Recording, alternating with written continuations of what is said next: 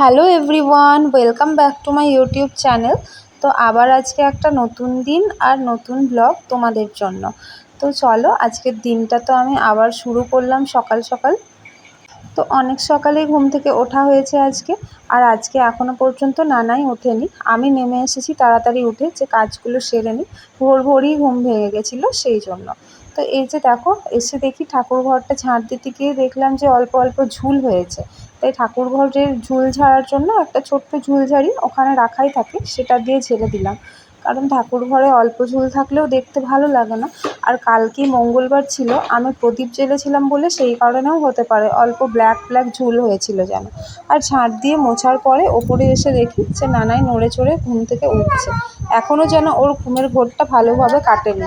তো এই যে দেখো, এখনও পর্যন্ত কিন্তু ওর ঘুমের ঘোর আছে। আসলে কালকে অনেকটাই রাত্রেও ঘুমিয়েছে সেই কারণে। আর আজকে ওয়েদারটা একটু ঠান্ডা ঠান্ডাও ছিল সকাল দিকে। তো এই যে জানলাগুলো খুলে দিলাম। রাত্রেবেলায় এমনি সচরাচর জানলা খোলা রাখি না। তো দেখো, জানলা খুলেই দেখি সারি সারি কতগুলো পাখি বসে রয়েছে। আর সামনের যে হলুদ রঙের ঘরটা, সেই ঘরের ওপরে দুটো জোড়া শালিক বসে রয়েছে। তো তোমরা কে কে মনে করো যে জোড়া শালিক দেখা সকাল সকাল শুভ? তো আমি তো ছোটোর থেকেই মনে করতাম আর এখনও করি। আর এই যে দেখো, নানাইয়ের বাবা আজকে একটুখানি জুস খাবে, মানে স্মুদি টাইপের। তো ওর মধ্যে সব কিছু ফল দেওয়া আছে, খেজুর, কলা, তারপরে তোমার বেদানা, সব কিছু দিয়ে মিক্সিং জারে মিক্সিং করে দেওয়া হবে। আর এই রুটিগুলো না কালকের রাখাই ছিল, আজকে জাস্ট তেল বুলিয়ে সবাইকে দিয়ে দেবো। আর অল্প একটু রুটি করার আছে, বেশি করারও নেই, কারণ কাল রাতে বাবা ভাত খেয়েছে। তো সেই কারণে রুটিগুলো বেঁচে গেছে। আর দেখো, নানাই এসে ওর দাদু ভাইয়ের সাথে খেলা করছে। তো খেলা মানে ও ডিগবাজি দিয়ে দেখাচ্ছে যে ও কেমন ডিগবাজি দিতে পারে। তো এই জাস্ট ওপর থেকে ওকে খাইয়ে নামিয়ে নিয়ে এসেছি, আর ও এইভাবে ডিগবাজি দিতে শুরু করেছে। ওর বাবা না এখন খাবার খাচ্ছে, আর খাবার খেয়ে ডিউটির জন্য বেরিয়ে যাবে। আমি বললাম বেশ ঠিক আছে, অনেকবার দিয়েছো, এবার একটু শান্ত হয়ে বসো। তাই বসে পড়লো। আর এইবার ও জেদ করছে যে আমি বাবানের সাথে যাব। সেই কারণে আগের থেকেই দেখো বাইকে উঠে বসে আছে। আর আমি নামাতে গেলে বলছে না, আমাকে নামিও না। আর এদিকে ওর বাবানেরও তাড়া আছে। তো সেই কারণে বেশি লেট করাও তো যাবে না, না?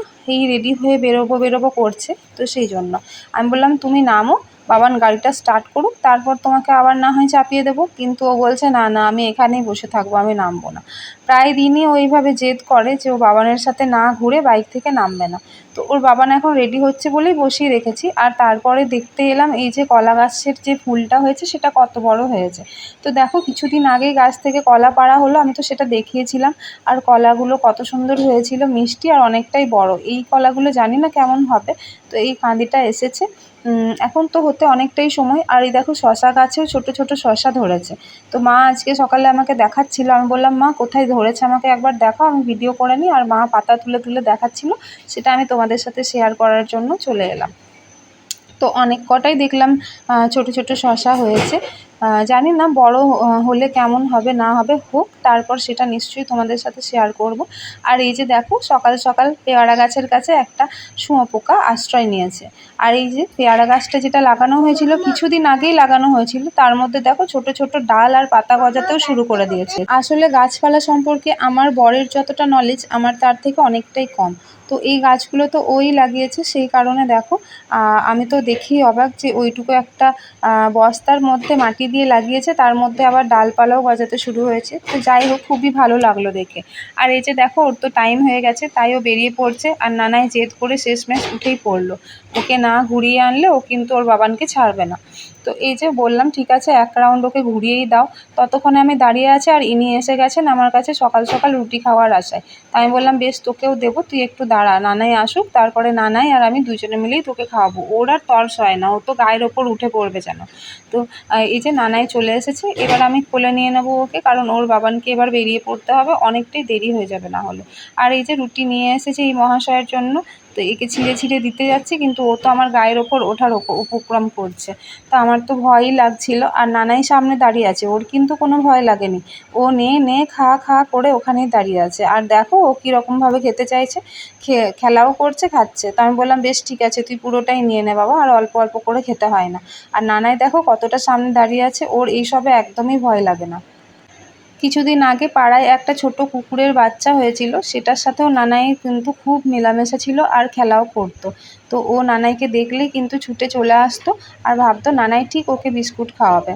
তো এই যে দেখো ওকে ভেতরে নিয়ে এলাম, না হলে তো বাইরেই দাঁড়িয়ে থাকবার ওর মানে চিন্তাধারা আর কি, যে আমি বাইরেই থাকবো, ওর দূরে দাঁড়িয়ে থাকতে খুব ভালো লাগে, গাড়ি, ছাগল, কুকুর সব কিছু দেখতে পাই সেই কারণে।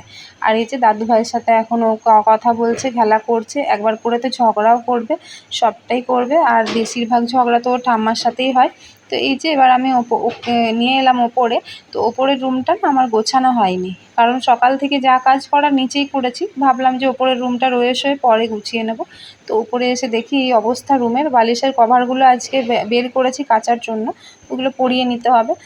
আর এই যে নানাই বালিশ নিয়ে এখন খেলা করছে, আর সব বালিশগুলো বলছে আমার গায়ে চাপিয়ে দাও। আর তারপরে ওকে তেল টেল মাখিয়ে শুইয়ে দিলাম, আর তারপরে তো ঠিক সময় মতো উঠেও পড়েছে, আর উঠে দেখো নিচে নিয়ে এসেছি, এবার ওকে একটুখানি খাবারও খাওয়াতে হবে। আর এদিকে ওর জন্য রান্না করেছি ভাত আর ডাল, যা কিছু আছে সব সেদ্ধ সেদ্ধ। আমরা তো আজকে ভাত খাবো না, কারণ আজকে রাধা অষ্টমী। আজকে ঘুগনির জন্য এই মটরগুলো ভিজিয়ে রেখেছিলাম সকাল থেকেই, আলু কাটা হয়ে গেছে, আর এখানে টমেটোও কাটা আছে, আদা কাঁচা লঙ্কা সব রেডি করা। এবার শুধু করে নেব রান্নাটা। আর আমি এখানে লুচির জন্য আটা মেখে নিয়েছি, যে লুইগুলো কাটা আছে সেগুলো এই দিনের বেলায় খাওয়ার জন্য, বাকিটা রাতের জন্য হবে, সেটা পরে করে নেব। আর এই যে গ্যাস এবারে জ্বালিয়ে বাকি কড়াই চাপিয়ে প্রথমে আমি লুচির জন্য তেল দিয়ে দেবো, আর এক সাইডে ঘুগনিটাও করে নেব, কারণ খুব বেশি দেরি করা যাবে না, বাবা কিন্তু খেতে চলে আসবে। আর বাবা অনেকক্ষণ কাজে গেছে, তো এসে খিদে পেয়ে গেলে তখন যদি দাঁড়িয়ে থাকে সেটা আমার বড় খারাপ লাগে আর কি, কারণ খিদে দাঁড়িয়ে থাকবে, সেই কারণে যতটা সম্ভব তাড়াতাড়ি করতে হবে। কড়াই মেথি পাতাগুলো প্রথমেই দিয়ে ভেজে নিচ্ছি হালকা করে, দিয়ে এটা আলাদাভাবে সরিয়ে রেখে দেবো, আর একটু ভাজা মশলাও করে নেব, যেমন জিরে, গোলমরিচ আর শুকনো লঙ্কা, এইসব দিয়ে আর কি একটা ভাজা মশলাও করে নেব। আর তার মধ্যে একটা এলাচও দিয়ে দিয়েছি, ভালো একটা গন্ধ উঠবে তাই। আর এই যে কুকারের মধ্যে তেল দিয়েছি, আমি কিন্তু পুরোটা একবারেই চাপিয়ে দিই। তো এই যে দেখো তাড়াহুড়ো করে লুচি আর ঘুগনি তো রেডি, আর বাবা বোঁদে নিয়ে এসেছিলো, সেই দিয়ে বাবাকে খাবারটা দিয়েই দিচ্ছি। বাবা এখানে রেডি হয়েই ছিল, আর বাবা আজকে স্নান করে গেছিলো, সেই জন্য এসে আর স্নান করেনি, তো বললাম তুমি খেয়ে নাও। আর তারপরে মাকেও বললাম তুমিও খেয়ে নাও, তারপরে আমি নানাইকে খাওয়াতে বসে পড়েছি। আর নানাইকে এই যে আজকে চান টান করিয়ে একটু সেদ্ধ সেদ্ধই খাওয়াবো, ও তো ছোটো বাচ্চা, ও আর লুচি টুচি খেয়ে থাকতে পারবে না, সেই জন্য ওর জন্য আলাদা করে অল্প একটু ভাত চাপিয়ে দিয়েছিলাম, সেই ভাত আর ডালিও খাবে। আর তাছাড়াও ও আটার জিনিসটা খুব একটা পছন্দও করে না, ওই শখে হয়তো এক দু টুকরো মুখে দেবে, তার থেকে বেশি নয়, পেট ভরে ও কিছুতেই খাবে না। তো এই যে নানাইকে ওপরে শুইয়ে এসেছি খাবার টাবার খাইয়ে, আর তারপরে আমি শেষমেশ খেতে বসলাম। আমার খেতে অনেকটাই লেট হয়ে গেছিলো, সকাল থেকে ঠিকমতো খাওয়াও হয়নি, কিন্তু হ্যাঁ নানাইকে খাওয়ানোর আগে আমি হাতে দুটো লুচি নিয়ে খেয়ে নিয়েছিলাম। তারপরে এই যে পড়তে চলে এসেছে, তো সেই কারণে ওদেরকে পড়তে বসিয়ে দিয়েছি। আর আমার দেখো চুলটা না সকাল থেকে বেঁধেই রেখে দিই বলে শুকোই না, তারপর যখন পড়তে বসে তখনই আমি চুলটা খুলে রেখে দিই, ফ্যানের হাওয়ায় আস্তে আস্তে শুকিয়ে যায়। এই কারণে চুলের তো এমনিতেই 12টা বেজে গেছে, জানি না আর এই কটা চুল কতদিনই বা টিকবে আমার মাথায়। তো আজকে শরীরটা ভালো লাগছিল না, লুচি যখন ছাঁকছিলাম তখনও যেন মাথাটা কেমন ঝিমঝিম করছিল, মনে হলো যে একবার মাথাটা ঘুরিয়ে গেল। তো জানি না কেন এগুলো হচ্ছে, একবার ভাবলাম হয়তো সকাল থেকে ঠিকমতো খাওয়া দাওয়া করিনি আর গরমের কারণে হচ্ছে, কিন্তু মনে হচ্ছে ব্যাপারটা নর্মাল না, কারণ আরও এক দুবার আমার মাথাটা ঘুরিয়ে গেল। তো দেখি কি করা যায়, যদি তেমন শরীর অসুস্থ বোধ করি তখন না হয় হোমিওপ্যাথি দেখিয়ে নেব। তো এবারে ওদেরকে পড়িয়ে তাড়াতাড়ি ছুটি দিয়ে দেবো, তাহলে আমিও একটু আরামে বসতে পারবো। আর এতটাই গরম পড়ছিল না, লুচি করতে করতে তো ঘেমে আমি পুরো চান হয়ে গেছিলাম। তো আমি এদেরকে যতক্ষণ ধরে পড়াবো, নানাই কিন্তু একটুও পড়তে বসবে না, যদি ওর ইচ্ছে হয় তখন ও এসে বলবে মা মা আমাকেও পড়াও। আর তার মধ্যে তো ও খেলা করবে, খেলা করতে করতে একবার করে এসে শুধু আমার সাথে গল্প করবে, কখনো কখনো তো আমার স্টুডেন্টদের সাথেও গল্প জুড়ে দেয়। তো এই হচ্ছে ওর খেলা। তারপরে তো নানাই একটুখানি বই খাতা নিয়ে বসেছিল, ওই আর কি বই খাতা নিয়ে বসা আর অল্প অল্প করে পড়া হয়ে গেছে। তো বই খাতা ছড়িয়ে রেখে তো আর লাভ নেই, তাই এগুলো তুলে ভালো করে রেখে দিচ্ছি, নাহলে কোন সময় যে এর মধ্যে 4-5টা পাতা গায়েব হয়ে যাবে সেটা আমি নিজেও বুঝতে পারবো না। তো সেই কারণে বইগুলো তুলে দিলাম, আর একটু ওর বাবানের কাছে পড়লো, তারপরে বাকিটা আমার কাছে পড়লো, কারণ বাবানের কাছে বকা খেয়েছে তাই। আর বাবানের কাছে বকা খেলে তখন আর বাবানের কাছে পড়তে ওর ইচ্ছে হয় না, তখন ওর মাম্মার কাছেই ইচ্ছে। তো এমনিতে তো ও আমার কাছে পড়তে চায় না তেমনভাবে, যখন বাবানের কাছে বকা খায় তখন আমার কাছে চলে আসে। তো এই যে দেখো বিছানাটা কতটা অগোছালো করেছে, ওর বাবান আর ও দুজনে মিলেই বসেছিল লাফাঝাপা পড়াশোনা সব করতে গিয়ে বিছানার 12টা বেজে গেছে। তো যাই হোক, এবারে আমি একটু বিছানাটা ঝেড়ে গুছিয়ে নেব, কারণ ওকে শোয়াতেও হবে সেই কারণে। তারপরে ওর বাবানও এসে শুয়ে পড়বে। তো ওর বাবানের কাছেই তো এখন শুয়ে পড়ে, এটা আমার প্লাস পয়েন্ট। আর এখন বারবার বলবো না, নাহলে আবার কাঁদতে আরম্ভ করবে। বারবার বললেই দেখেছি ওর মতিগতি পুরো চেঞ্জ হয়ে যায়। ইদানিং এই 2-1 দিন দেখলাম যে লাইট পোকাগুলোর উপদ্রব কমেছে, তাও একটু ছেড়ে দিচ্ছি আর কি। যদি একটু ধুলো বালি কিছু থাকে তো সেটা চলে যাবে। তো আজকে যেহেতু দিনের বেলায় লুচি খাওয়া হয়েছে, রাত্রে খাওয়ার আমার একদমই এনার্জি নেই, মনে হচ্ছে না খেলেই যেন বাঁচি, কিন্তু না খেলেও হবে না, কিছু তো অল্প হলেও খেতে হবে সেই কারণে। আর লুচি খেয়ে না সারাটা দিন আমার ভালো লাগে না, শরীরেও এনার্জি থাকে না আর এমনিও ভালো লাগে। তো লুচি খেতে তো আমি খুব নারাজ, কিন্তু কিছু করার নেই, আজকে রাতেও লুচিই খেতে হবে। তো দেখো আজকে 10:30 বেজে গেছে। তো 10:30 বেজে গেছে, তাও কিন্তু আমার খুব একটা যাবার তাড়া নেই, ওই যে বললাম, কারণ গিয়ে এখনই লুচি খেতে হবে। তো বিছানাপত্র ঝাড়া হয়ে গেছে, ওর বাবানও খেয়ে চলে এসেছে ওপরে, এবারে শুইয়ে দেবো। আর তারপরে যা পারি যতটা পারি খেয়ে দিয়ে তারপরে নিজের কাজ টাজ সেরে চলে আসবো। আর বিছানা পাড়তে পারতে তো মনে হয় যে কত তাড়াতাড়ি যেন আমিও শুতে পারি, তো শুলে যেন একটু আরাম পাবো এই কারণে। এমনিতে সারাদিন খুব একটা শোয়া হয় না, আর দুপুরবেলায় তো শোয়াই হয় না, কারণ নানাইকে ঘুম পাড়াতে পাড়াতে অনেকটা টাইম চলে যায়। বাই চান্স যদি চোখ লেগে যায় আমার, তাহলে ওর আর ঘুম হবে না সেই কারণে।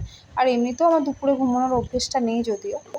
তো এবারে বিছানা ঠিক করার পরে নানাইকে জামা কাপড় সব চেঞ্জ করিয়ে একবারে শুইয়ে দেবো। আর এই যে নানাই এসে বারবার আমার গালে হাত দিয়ে বলছে আমি মাম্মার কাছে শোবো, পাপার কাছে শোবো না, মাম্মার কাছে শোবো, এইসব বলছে। পাপা বলছে যে ঠিক আছে আমি তোমাকে চোখ চকলেট এনে দেবো, তাহলে শোবে তো। আসলে এখন সেই চোখের মতো চকলেটগুলো বেরিয়েছে, ওইগুলো নানাইয়ের খুব পছন্দ আর কি, ওইগুলোর ক্রেভিং হয়। তো সেই কারণে ওর বাবান ওটার লোভ দেখেই ওকে শুইয়ে নেয় নিজের কাছে। তো চলো ঝটপট এই জামাগুলো ওকে চেঞ্জ করে দিই। তো এই যে চেঞ্জ করানো হয়েও গেল। আর তারপরে ওকে এবারে পাউডারও দেওয়া হয়ে গেছে, শুইয়ে দেবো। আর এই যে দুজন এসে দেখি একই রকমভাবে ঘুমোচ্ছে, এটা দেখানোর জন্যই আবার ক্যামেরাটা অন করলাম। আর আজকের ভিডিওটা আমি এখানেই এন্ড করব। তোমরা সবাই সুস্থ থেকো, ভালো থেকো, চ্যানেলটিকে সাবস্ক্রাইব করতে ভুলো না প্লিজ। তো গুড নাইট, বাই বাই।